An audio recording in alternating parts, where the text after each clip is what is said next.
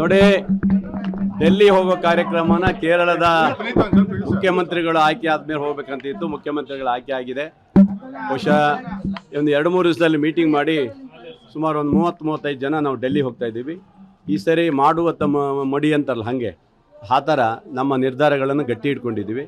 ಯಾಕಂದರೆ 3 ವರ್ಷ ಆಗ್ತಾ ಬಂತು, ಇವತ್ತಿಗೂ ಯಾರೂ ಅದ್ರ ಬಗ್ಗೆ ಚಕ್ರ ಎತ್ತಾ ಇಲ್ಲ. ಮಾನ್ಯ ಮುಖ್ಯಮಂತ್ರಿಗಳು ಮೊನ್ನೆ ಹೇಳಿದ್ದಾರೆ, ನಾವು ಮಾಡ್ತೀವಿ, ಸಂಪುಟ ವಿಸ್ತರಣೆ ಇದೆ, 15 ಜನರು ತೊಗೊಳ್ತೀವಿ ಅಂತ ಹೇಳಿದ್ದಾರೆ. ನಾವು ಒಂದು 20 ಜನರ ಮೇಲೆ ತಗೊಳ್ಬೇಕಂತ ನಾವು ಹೇಳಿದ್ದೀವಿ. ಯಾಕಂದರೆ 3 ವರ್ಷ ಅಧಿಕಾರವನ್ನು ಅನುಭವಿಸಿದ್ದಾರೆ ಅವರು. ಆದ್ದರಿಂದ ನಾವು ಡೆಲ್ಲಿ ಹೋಗೋದು ಬಹುಶಃ 28-29 ಡೆಲ್ಲಿ ಹೋಗ್ಬೇಕಂತ ತೀರ್ಮಾನ ಮಾಡಿದ್ದೀವಿ. 30-35 ಜನ ಹೊಡ್ತೀವಿ ಈ ಸರಿ. ಹೌದು, ಹಿಂದೆ ಹೋದ ಟೀಮಲ್ಲಿ ಮೊನ್ನೆ 25 ಜನ ಹೋಗಿದ್ದೀವಿ. ಈಗ ಮತ್ತೆ ಜಾಸ್ತಿ ಆಗಿದ್ದಾರೆ. ಒಂದು 35 ಜನರ ಮೇಲೆ ಹೋಗ್ಬೇಕಂತ ತೀರ್ಮಾನ ಮಾಡಿದ್ದೀವಿ. ಖಂಡಿತ ಮಾಡಬೇಕಂತ ನಾವು ಕೇಳ್ತಾ ಇದ್ದೀವಿ. ಪುನರಚನೆ ಮಾಡಬೇಕು ಅಂತ ನಾವು ಕೇಳ್ತಾ ಇದ್ದೀವಿ ಎಲ್ಲ. ಹೌದು, ಹೊಸ ಅಂತಲ್ಲ, ಇದು ಇದ್ದವ್ರು ತೆಗೆದುಕೊಡಿ ಅಂತ ಭಾಳ ಜನ ಆಗಿದಾರಲ್ಲ. ಏನೋ ಇವತ್ತು ಅವರೇ ಇರಬೇಕಂತ ಏನಿಲ್ಲಲ್ಲ. 3 ವರ್ಷವರೆಗೆ ಅವಕಾಶ ಕೊಟ್ಟಿದ್ದೀವಿ, 6 ತಿಂಗಳ ಎಕ್ಸ್ಟ್ರಾ ಕೊಟ್ಟಿದ್ದೀವಿ. ಹಾಗಾಗಿ ಮತ್ತೊಂದು ಅವಕಾಶವನ್ನು ರಾಜ್ಯದಲ್ಲಿ ಶಕ್ತಿಯುತ ಮತ್ತು ಕಾಂಗ್ರೆಸ್ ಪಕ್ಷ ಆಗಬೇಕಾದ್ರೆ ಅದಕ್ಕೆ ಇವತ್ತು ತೀರ್ಮಾನವನ್ನು ಮಾಡಬೇಕು.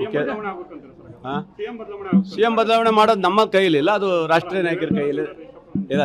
ಅದ್ರ ಬಗ್ಗೆ ಇಲ್ಲ, ನಮ್ಮ ಹಕ್ಕುಗಳಿಂದ ನಾವು ಕೇಳ್ತೀವಿ. ಸಿಎಂ ಬದಲಾವಣೆ ನೀವು ಅವ್ರನ್ನ ಕೇಳ್ಕೋಬೇಕು, ಅಷ್ಟು ಬಿಟ್ಟರೆ ನಮಗೆ ಇದನ್ನು ಖಂಡಿತ ಕೊಡಬೇಕು. ಕೊಡದೆ ಹೋದರೆ ನಾವು ಉಗ್ರವಾದಂಥ ನಮ್ಮದು ಮುಂದಿನ ತೀರ್ಮಾನಗಳಿದ್ದಾವೆ ನಮ್ಮ ಹತ್ರ.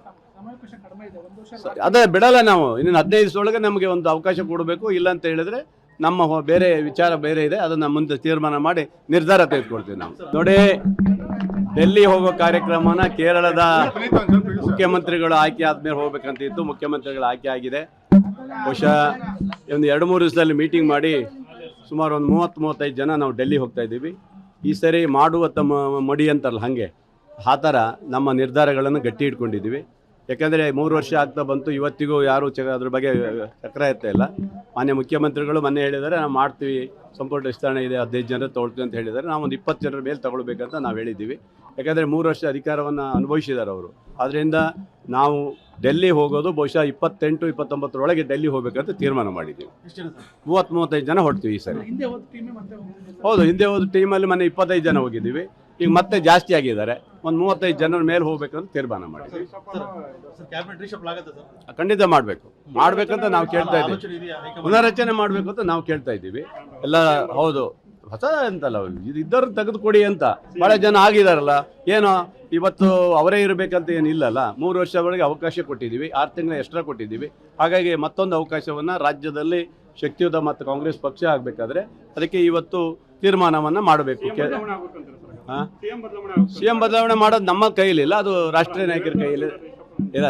ಅದ್ರ ಬಗ್ಗೆ ಇಲ್ಲ, ನಮ್ಮ ಹಕ್ಕುಗಳಿಂದ ನಾವು ಕೇಳ್ತೀವಿ. ಸಿಎಂ ಬದಲಾವಣೆ ನೀವು ಅವ್ರನ್ನ ಕೇಳ್ಕೋಬೇಕು, ಅಷ್ಟು ಬಿಟ್ಟರೆ ನಮಗೆ ಇದನ್ನು ಖಂಡಿತ ಕೊಡಬೇಕು. ಕೊಡದೆ ಹೋದರೆ ನಾವು ಉಗ್ರವಾದಂಥ ನಮ್ಮದು ಮುಂದಿನ ತೀರ್ಮಾನಗಳಿದ್ದಾವೆ ನಮ್ಮ ಹತ್ರ.